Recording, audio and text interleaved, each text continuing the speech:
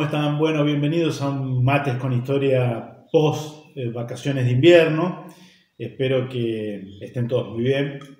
Les damos la bienvenida a muchos suscriptores nuevos que se han sumado a esta iniciativa. Mates con Historia, como solemos repetir desde que empezamos hace unos 4 años, no vamos a agotar los temas porque es imposible. En general videos cortos, tratamos de no superar la media hora, aunque a veces nos excedemos unos minutos más. Y siempre recomendando en la medida de lo posible algún autor, algún libro que nos parezca de utilidad para quienes quieran profundizar el tema que abordamos. Hoy retomamos la historia de la Iglesia. Este año, para los nuevos, estamos haciendo alternativamente, intercalados, videos de historia argentina. Vamos en orden cronológico, estamos ahí llegando a la semana de mayo de 1810, dicho sea de paso. Lo último que hemos analizado fueron las invasiones inglesas al Río de la Plata, 1806-1807. Vamos alternando con historia de la Iglesia Católica.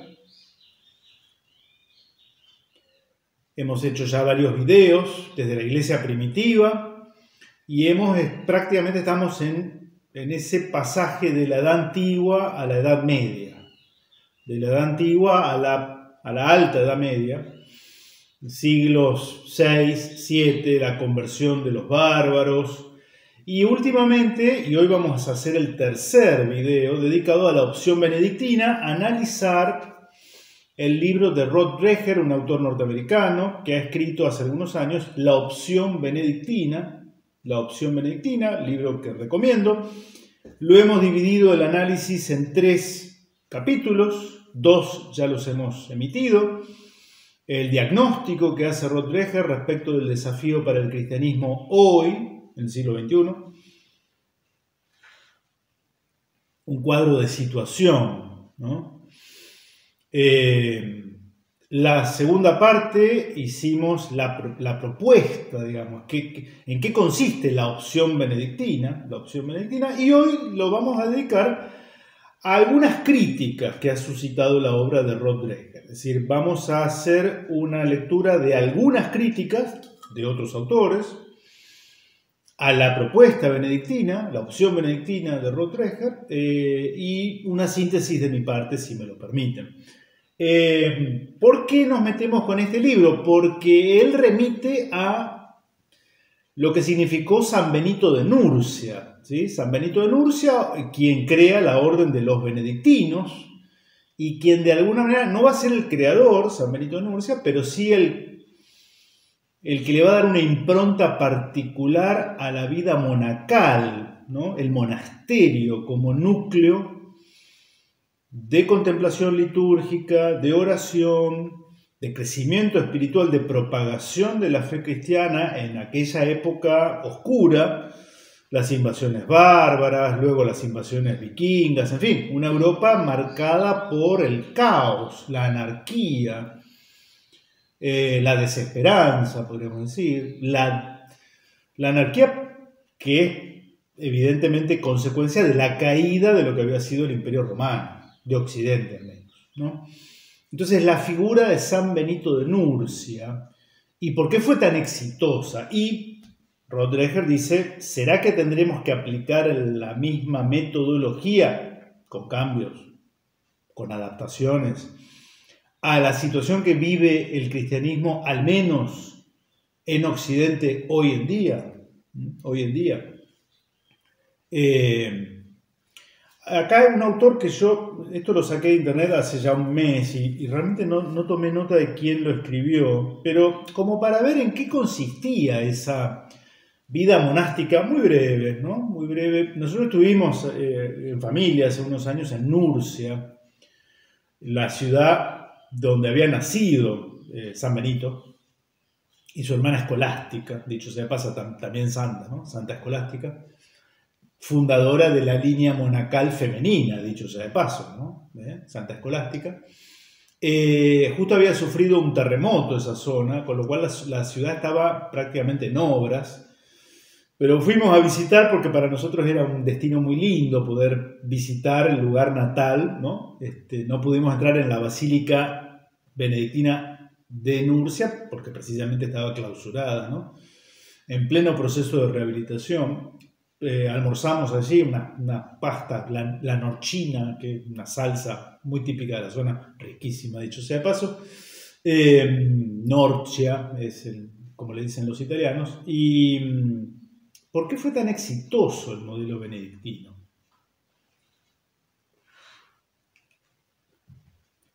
Que va a servir de vehículo para que la cultura medieval, la cristiandad medieval, rescatara, salvara del naufragio aquello que tenía el mundo greco-latino, el mundo clásico, el mundo antiguo, que era valioso. Esto lo hemos analizado, esta idea, ¿no? El cristianismo no repudia en un todo la cultura pagana previa, sino que toma de ella elementos valiosos, verdaderos, constructivos, edificantes, compatibles con la vida de un cristiano, ¿no?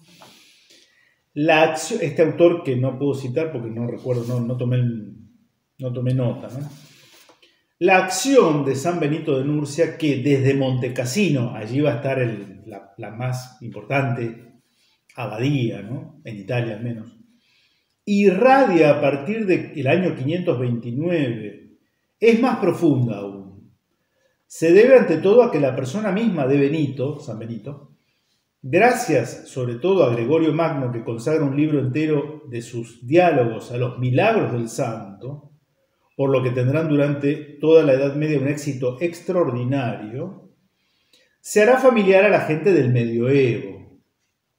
Los humildes milagros de la vida activa, de la vida cotidiana y de la vida espiritual que forman la leyenda áurea benedictina pondrán lo sobrenatural casi al alcance de todos. O sea, una clara vocación apostólica e evangélica inspiraba, ¿no?, a San Benito y a sus seguidores. También y sobre todo porque San Benito, gracias a su regla escrita, probablemente por él mismo, que sin duda alguna ha inspirado y que desde el siglo VII figura bajo su nombre, ha sido el fundador del monaquismo occidental. Y acá hay una aclaración porque el monaquismo, el monacato, la idea de la vida monástica, de retiro, había surgido en Oriente, ¿no?, entre los cristianos de Oriente. Sin ignorar y mucho menos menospreciar la tradición monástica oriental, el monacato occidental procura dejar de lado las exageraciones ascéticas. O sea, la vida monacal oriental era muy exigente, para pocos. Su regla, los comportamientos, la espiritualidad y la sensibilidad que ella ha contribuido a formar son milagros de moderación y de equilibrio. San Benito reparte armoniosamente el trabajo manual, el trabajo manual, el intelectual y la actividad más propiamente espiritual en el empleo del tiempo monástico. El famoso lema, ora, labora et legere. Ora, reza, trabaja y lee, ¿no? O sea, por eso los monjes benedictinos, y no solo ellos, pero el monacato occidental, va a tener el claustro, donde viven los monjes, con todos los oficios habidos y por haber, ¿no?, carpintería, huerta, en fin. En la capilla, la iglesia, donde se rinde culto a Dios y que está abierta a la comunidad, que se va generando, la comunidad humana generando alrededor del monasterio. Esto, quien va a Europa lo ve en cada valle, en cada curso fluvial, en fin, esto está diseminado por toda Europa. Y también la biblioteca. Esto para los prejuiciosos que creen que los monjes eran místicos y que no fomentaban la cultura. Claro que la van a fomentar. En una época en la que no existe todavía la imprenta, van a ser ellos los que, copiando los clásicos, van a salvar esos elementos propios de la antigüedad, que de lo contrario habrían desaparecido. como consecuencia de la caída de las estructuras, del colapso civilizatorio que supuso la caída del Imperio Romano de Occidente. Entonces, para valorizar y tener en cuenta lo que significó esto, ¿no? Lo que significó esto. Bien, Rod Dreher dice, hay que volver a algo parecido, ¿no? Comunidades cristianas que se tomen en serio la cuestión de la fe, que no les sea indiferente, que es un poco lo que campea hoy, según él dice en su diagnóstico, y yo creo que tiene razón, una gran indiferencia por parte de muchos bautizados, ¿no? Comunidades en donde quienes se tomen estas cosas en serio vivan con lazos estrechos, ¿no? Que conserven la fe, que sean una especie de antídoto, de refugio, mientras duren estos nuevos tiempos oscuros, que dice Rod Dreher, bien pueden durar siglos, no lo sabemos, ¿no? No lo sabemos. Que son tiempos oscuros, hostiles al cristianismo, los que se viven en Occidente. Bueno, ¿quieren más pruebas? La inauguración el otro día de los Juegos Olímpicos en París. Vamos a tratar de poner algunas imágenes de lo horrible, lo espeluznante, lo nauseabundo que fue ese espectáculo, ¿no? Además de ser blasfemo y de agredir los sentimientos religiosos del cristianismo. Esa parodia de la Última Cena. Bueno, vean ustedes las imágenes. Si a ustedes les parece que eso es producto de una sociedad cristiana, bueno, yo creo que no. Yo creo que es producto de todo lo contrario, ¿no? Claro que ha habido reacciones de clérigos, de obispos, de cristianos a lo largo de todo el mundo y de personas de sentido común que sin ser cristianas entienden que eso es solo producto propio de una cultura que se agota, que desaparece, que está condenada a la extinción. ¿Qué puede salir de bueno de todo eso? Que lo que produce hoy, culturalmente, intelectualmente, Europa, o buena parte de Estados Unidos, Canadá, yo creo que nada bueno, nada edificante, ¿no? Y aparte venía a mi mente la frase atribuida a Chesterton, creo que es, quien decía con mucho criterio, Chesterton, un pensador británico, converso al catolicismo del siglo pasado, ¿no? Si quitas lo sobrenatural, la dimensión sobrenatural del ser humano, su vocación de trascendencia, no de inmanencia, ¿no? Su realidad espiritual, que necesita de certezas y de absolutos. Si quitas lo sobrenatural, no queda lo natural, queda lo antinatural. Es interesante, para algunos ingenuos, ¿no? Que creen que negando lo sobrenatural queda lo natural. Es posible por un tiempo, pero tarde o temprano termina aflorando, según Chesterton, lo antinatural. Cuando uno ve esas imágenes de esa podredumbre, de esa basofia, de esa esterilidad en términos humanos y culturales, y bueno, uno se da cuenta que es cierto, ¿no? Bien, vamos a leer algunas críticas, algunos análisis, ¿no? Pablo Sánchez Garrido, un autor español que tiene algunos comentarios interesantes con relación a la opción benedictina de Rod Dreher. Dice lo siguiente: en su primera parte más teórica, el libro, ¿no?, diagnostica que estamos ante la mayor crisis religiosa por la que ha atravesado nuestra civilización cristiana desde la caída del Imperio Romano. O sea, no es cualquier crisis. No.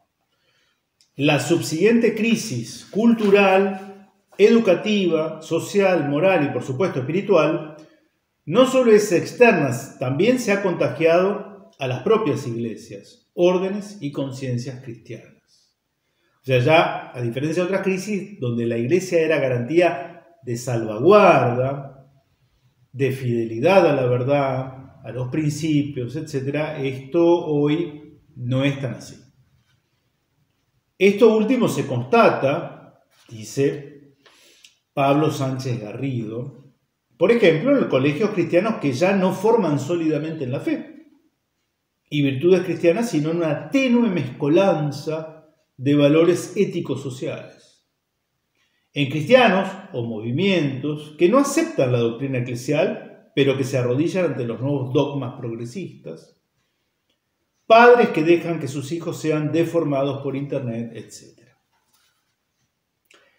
Y ante acusaciones que se han hecho respecto de la obra de Rod Dreher en cuanto a que él parte desde un análisis pesimista de la realidad actual, este autor, Sánchez Garrido, dice con buen criterio: la obra tiene de pesimista lo que puede tener el diagnóstico de un médico ante una grave enfermedad. Cuando el médico detecta o diagnostica cáncer, no es que es pesimista, es que es médico y hace lo suyo, es realista, ¿no? Dice, esto es cáncer.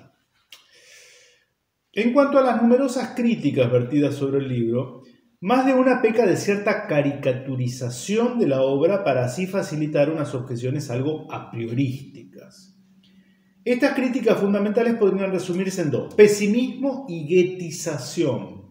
Pesimismo y guetización. Guetización, promover, según ellos, que Rod Dreher promueve que los cristianos vivamos en un gueto, en una suerte de secta, ¿no?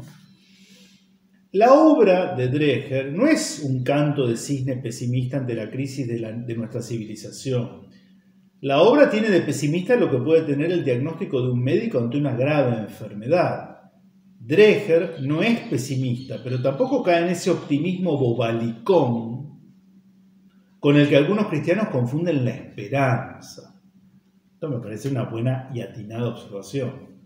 Una cosa es la esperanza, que es una virtud cristiana, sí. Otra cosa es un optimismo bobalicón, ¿no? De quienes no ven lo que está ocurriendo. El que vio los Juegos, la apertura de los Juegos Olímpicos en París, para dar el último ejemplo, ¿no? Hay una larga lista. Y bueno, queridos, si vos no te das cuenta que somos el blanco fácil de toda esta cultura posmoderna, me parece que la estás pifiando, ¿no? Vieron que no se meten, los organizadores de los Juegos Olímpicos no se metieron con otras religiones, ¿no? Ahí no meten los dedos en el enchufe, porque saben que trae consecuencias. Trae consecuencias meterse con las creencias religiosas de otros. Eso sí trae consecuencias. Pero ofender a los cristianos es hoy casi gratuito, porque no hay reacción, ¿no? No hay reacción. No hay nada más impune hoy que ofender a los cristianos, en particular a los católicos.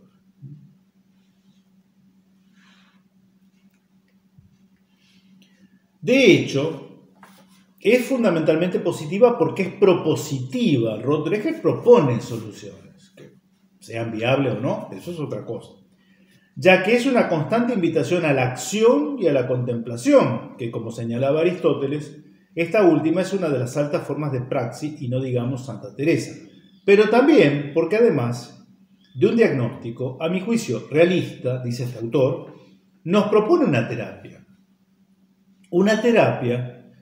que no consiste en grandes panaceas de reformas sociales o políticas, sino en una solución humilde y a la vez magnánima: recuperar y fortalecer nuestra fe a través de comunidades activas. Recuperar y fortalecer nuestra fe a través de comunidades activas, comenzando por poner a Dios en el centro de nuestra vida y de nuestra familia.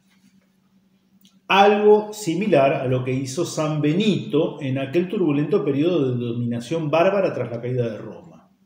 Él no buscó regenerar directamente la cultura clásico-cristiana, al estilo del monje Casiodoro, ni siquiera fundar una orden milenaria. Él buscaba simplemente a Dios, pero este fue el modo por el que Europa reencontró sus raíces greco-romanas y cristianas, y por el que aquellos rudos bárbaros invasores fueron puestos literalmente de rodillas por monjes indefensos, cuya única arma fue la religión del amor.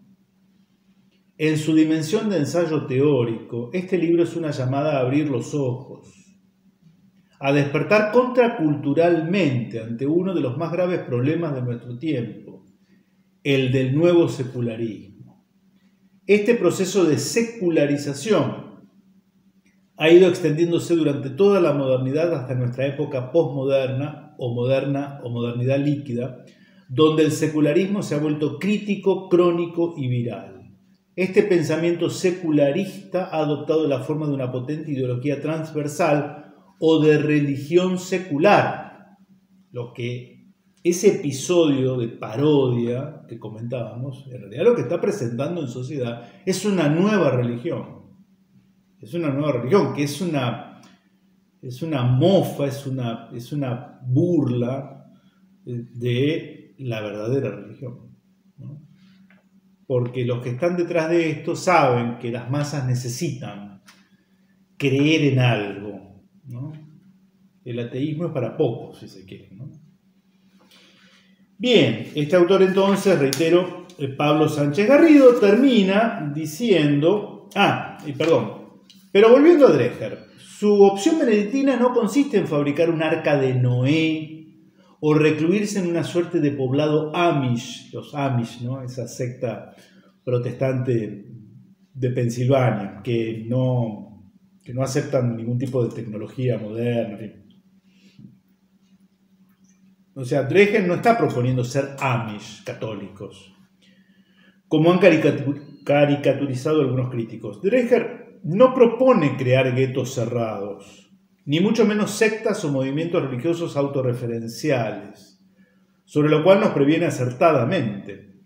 La propuesta de la opción benedictina es mucho más rica y compleja que todo eso, para lo cual les remito a la lectura directa del libro. En cualquier caso, creo que podemos convenir en que es una opción urgente y necesaria, tanto en Estados Unidos como en Europa. Una crítica que yo podría hacer a lo de Rod Dreher es que él parte del análisis de lo que es la realidad cultural, espiritual, religiosa de Estados Unidos, que es donde vive, ¿no? Y de Europa occidental, ¿no? Por tanto, él no tiene a mano, o no tuvo en su época, no sé ahora, otros modelos civilizatorios u otros ámbitos culturales, otras ecúmenes, por ejemplo, Hispanoamérica, que en algún sentido todavía está a tiempo de preservar cosas que en Europa occidental se han perdido, ¿no? Hispanoamérica está preservada, al menos en franjas importantes de su población, de este asedio de la posmodernidad, es mi humilde entender, ¿no? Pero claro, Rod Dreher no tuvo nunca contacto con la ecúmene o el ámbito cultural hispanoamericano, ¿no?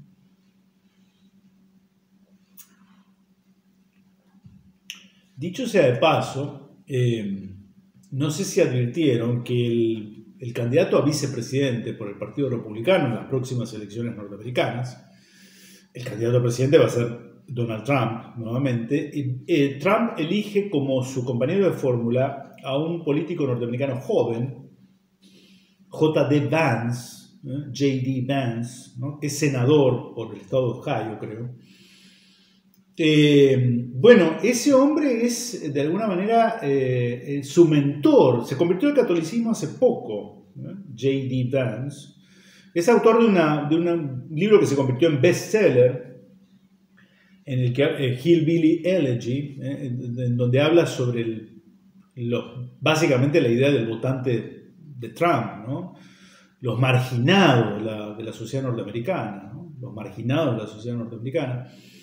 Se convierte al catolicismo hace poco y de alguna manera su mentor es Rod Dreher. Fíjense, ¿no? Él que era tan descreído de la política en 2016, habría que ver si ha cambiado de opinión. Bien, cierra Pablo Sánchez Garrido su análisis diciendo que él, antes de Rod Dreher, de alguna manera invoca su copyright, había hecho una descripción bastante similar, pero también agregando, cosa que me parece interesante, que además de la opción benedictina podría también combinarse la opción benedictina con una opción paulina, remitiendo a San Pablo, ¿no? San Pablo, nos hemos referido a él, el apóstol de los gentiles, ¿no? Esa voz que aguijoneaba, que azuzaba a los paganos sobre todo, en esas primeras comunidades, en esa cultura greco-latina, pero sobre todo más griega que latina, en esa parte oriental del Mediterráneo, Antioquía, Éfeso, Corinto, totalmente descreída, ¿no? cínica, escéptica, bueno, muy similar a lo que es la mentalidad posmoderna actual, ¿no? Bueno, San Pablo va a ser el que se mete en el barro, el que no le tiene miedo a la disputa, ¿no? Entonces es un poquito también una combinación, termina diciendo Sánchez Garrido, eso que me parece interesante. Uno de los mayores críticos, lo he escuchado yo en alguna entrevista, Juan Manuel de Prada. Juan Manuel de Prada es un intelectual, es un escritor español, muy lúcido. Tiene un libro, La Nueva Tiranía, que yo lo leí hace unos 15 años, muy bueno. Lo sigo habitualmente, tiene unas reflexiones muy interesantes, muy punzantes. Es un católico convencido que dice algunas verdades a puro puño y de modo drástico y sin concesiones. Les sugiero que se familiaricen con la obra. Escribe literatura, ¿no? Es más lo de la novela. Bueno, él en una entrevista o en varias dijo que no le convence para nada la propuesta, la opción benedictina de Rothrescher. Lo considera como una suerte de volver a las catacumbas, recluirnos en una suerte de idea sectaria, en el sentido, le atribuye a Rothrescher la idea de que, bueno, los pocos elegidos sobrevivientes al tsunami debemos ocultarnos para preservar nuestra fe y nuestra pureza doctrinaria. Me llama la atención porque, digamos, del libro no surge eso. Yo valoro mucho lo de Juan Manuel de Prada, pero me parece que en esto la pifia, se equivoca en esta crítica, me parece injusta, porque Rothrescher no propone eso. No propone eso, digo porque, bueno, qué sé yo. Alguien ha criticado a Juan Manuel de Prada diciendo, porque Juan Manuel de Prada dice, no, hay que estar en el mundo, hay que combatir, ¿no? Claro, alguien ha dicho, bueno, usted porque ya es una persona consagrada en el mundo. O sea, vocacionalmente usted es un escritor premiado en España, es un columnista de un diario, de varios diarios, como diciendo, usted está en el sistema. Usted está en el sistema y nadie lo toca porque usted ya es alguien consagrado, ¿no? Y el que no tiene esa posición de privilegio, el que es un cristiano de a pie, ¿cómo se hace camino en el sistema? De modo coherente, con espalda, como para bancarse la crítica, el temporal. Bueno, en fin, es un tema, ¿no? Uno puede hacer también algo en un modesto canal de YouTube, como es este, por ejemplo, ¿no? Digo, no hay que quedarse en la crítica fácil, en lo quejoso. ¿El escenario es complejo? Sí, claro. No vamos a ser los primeros en encontrar un escenario complejo, digo, en cuanto a historia de la iglesia, ¿no? Bueno, ahora, no se puede hacer nada. A lo mejor hay cosas que se pueden hacer. Yo no digo la militancia política, que hay que tener tripa, hay que tener vocación, pero bueno, hay un montón de ámbitos en los cuales uno puede cambiar la realidad para bien, para bien. Y para finalizar, me pareció interesante un comentario que hace sobre la obra de Rothrescher Bernard Dumont. Bernard Dumont, creo que es un autor francés, que, bueno, dice algunas cosas. Esta manera de proceder muy ecléctica y superficial, cuando no simplista, es todavía más sensible cuando atribuye a San Benito y a sus monasterios una ejemplaridad de vida sin fundarla esencialmente en la solidez de una doctrina teológica, dogmática, litúrgica y espiritual, ni incluso en la realidad histórica del monacato medieval. Lo que está diciendo este autor, insisto, Bernard Dumont, es que Rothrescher idealiza un monacato occidental, en concreto los benedictinos, en el que pierde de vista lo que constituyó el núcleo de esa experiencia humana, histórica, religiosa, eclesial, histórica, ¿no? Está diciendo que se queda como, digamos, con lo superficial y no va a lo que era el fondo y que, según este autor, fue lo que garantizó el éxito de aquella experiencia. Abundo en esto. Para concluir el aspecto metodológico y estilístico, se podría decir que Rothrescher procede más por su gestión que por demostración, pues sus afirmaciones concluyen premisas extraídas de lo que se considera evidente por los lectores a los que se dirige. Y acá dice algo medio duro con relación al público que lee Rothrecher, lo que explica en parte el éxito de la acogida de su libro por un público poco exigente en materia doctrinal. Bueno, no sé. Por un público poco exigente en materia doctrinal, pero sensible a ciertos males de la vida cotidiana en medio de una sociedad percibida justamente como opresivamente anticristiana. Está como diciendo, a lo mejor se dirige Rothrecher a un público medio histérico, ¿no? Que salta como leche hervida ante alguna cuestión, la apertura de los Juegos el otro día, olímpico en París, pero que no tiene demasiada hondura teológica. Es posible, es posible. Bueno, yo como ven traje acá un abanico, ¿no? Esta cuestión de la realidad política norteamericana que condiciona el análisis de la obra, lo hemos dicho desde el primer video que dedicamos a este libro, dice este autor Bernard Dumont. Rothrecher desarrolla esa argumentación con una intención crítica explícita, dirigida contra la ilusión participativa en la que se encierran los que, a falta de una expresión mejor, constituyen la derecha conservadora norteamericana.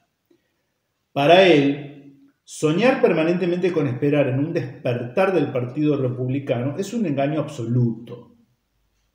Además, es para eso, para lo que había escrito con anterioridad en 2006, su libro sobre los crunchicons, que son como los conservadores así crispados, digamos, sería la traducción, para promover una ruptura con ese fenómeno recurrente de ilusión seguido de desmovilización. En fin, yo creo que, habida cuenta de lo que comenté recién, el gobierno de Trump, que es disruptivo en la política norteamericana, fue disruptivo, incluso para los republicanos tibios, como Bush hijo o Reagan, que en el fondo no revirtieron esa debacle cultural y espiritual, ¿no? Y ahora, la incorporación como compañero de fórmula, más allá del resultado electoral que sea en noviembre, yo no tengo elementos para hacer un análisis de política norteamericana, ¿no? Pero lo que sí podemos decir es que quizá Rothrecher ahora tenga una mirada distinta respecto de que, bueno, mira, desde la política se pueden hacer cosas. Quizá, ¿no? Quizá, que es lo que este autor le critica en este artículo que les recomiendo. Y bueno, en conclusión, me parece que el libro hay que leerlo. Rothrecher creo que hace un buen diagnóstico y dice, mira, si vos creés que sos católico, cristiano, y creés que haciendo la plancha o por inercia esto va a cambiar en el futuro, la realidad es que no solo va a cambiar, sino que va a empeorar, ¿no? La realidad es que va a empeorar para quienes quieren conservar la fe cristiana en Occidente, ¿no? ¿Cuál es la solución? Bueno, crear comunidades fuertes que vivan una radicalidad en la coherencia de la fe. Esto me parece que es un mensaje importante. Esto de que, bueno, voy una vez a misa y llego tarde y no entiendo demasiado lo que pasa, y no son épocas para andar en un cristianismo así, ¿no? En bobalicón, para cumplir con el precepto. No, eso no lleva a nada, nunca lleva a nada bueno, pero menos en estas épocas, ¿no? Trabajar en comunidad, para no ser los eternos quejosos de una realidad que nos duele, pero en la que en realidad nunca nos arremangamos ni metemos los pies en el barro para transformar esa realidad. Clubes de barrio, talleres de huerta, talleres de escritura, de lectura de clásicos, canales de YouTube, cuentas en el periodismo, vocación política, docencia, en fin, actividades parroquiales. Hay un montón de panoramas, y la Iglesia no puede permitirse perder la oportunidad de que sus fieles se queden de brazos cruzados. Eso sería algo que creo que se nos va a pedir rendición de cuentas, ¿no? La parábola de los talentos. Al que enterró el talento, el denario, y no lo trata muy bien Cristo o Dios, ¿no? Porque no hizo nada, básicamente. Bueno, la idea es una invitación a que confrontemos lo que pasaba en esa Europa del siglo VI, VII u VIII con lo que nos toca vivir hoy, ¿no? Con lo que nos toca vivir hoy, para extraer herramientas útiles en el hoy del pasado. Y por eso es importante conocer la historia de la Iglesia. Me tomo el último mate y continuaremos, continuaremos. Nos vemos la próxima, si Dios quiere. Que tengan buena semana. Les dejo un saludo de Rosario, que estén bien.